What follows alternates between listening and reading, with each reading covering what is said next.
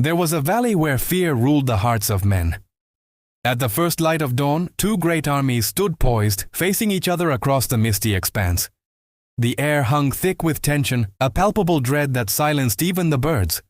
A nation's army, the pride of Israel, stood frozen, their courage failing, their hearts trembling before the shadow of a single giant. From the Philistine ranks, a figure of immense size stepped forward, his bronze armor glinting ominously in the morning light. His voice, a thunderous boom, rolled across the valley, shaking the very ground. "Send me a man to fight," he roared, a challenge laced with contempt. His name was Goliath, a mountain of a man, a champion of war, his taunt echoing through the hills day after day, grinding down the spirit of his enemies. For 40 days, his challenge went unanswered. Fear had won. But then, everything changed. Into this scene of despair walked a shepherd boy, his steps light, his face youthful. He carried no sword, no shield, only a staff and a simple sling. His name was David. While soldiers saw an unbeatable foe, David saw an enemy defying the army of the living God.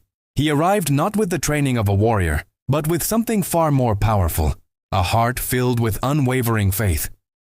When questioned about his ability to face such a foe, David didn't speak of his own strength. He spoke of his shepherd. He knelt by a babbling stream, the cool water flowing over his hands. He carefully chose 5 smooth stones, each one a testament to his simple preparation and profound trust. As he placed them in his pouch, a quiet resolve settled over him.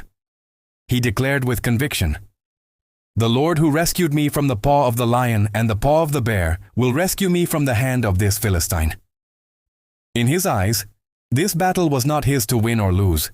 It was an opportunity for God's glory to be revealed. With nothing but his faith as his shield, David stepped out into the open valley. A hush fell over both armies. Goliath, seeing the young boy approach, burst into derisive laughter, the sound echoing like a cruel judgment. "Am I a dog, that you come to me with sticks?" he bellowed. But David was not intimidated. His confidence was not rooted in his own abilities, but in the unshakable power of the Lord Almighty. He raised his voice, clear and strong. "You come against me with sword and spear and javelin, but I come against you in the name of the Lord of hosts, the God of the armies of Israel, whom you have defied." In that pivotal moment, with all eyes fixed upon him, David placed a stone in his sling. He began to whirl it, faster and faster, a blur of motion against the sky. With a sharp crack, the stone was released. It flew through the air, a silent missile of faith on a collision course with destiny. The stone struck the giant, and in a single stunning instant, the mountain fell.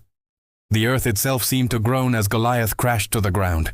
A collective gasp rose from the thousands of stunned soldiers. Through faith alone, a shepherd boy had become a victor. As David stood over the fallen giant, the first rays of the rising sun broke through the clouds, illuminating his face. It was never about the size of the warrior, but the infinite power of his God.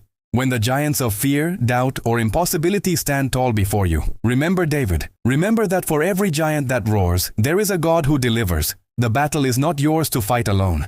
The battle belongs to the Lord. If this story encourages you, please like this video and subscribe for more content that strengthens your faith. Thank you for watching.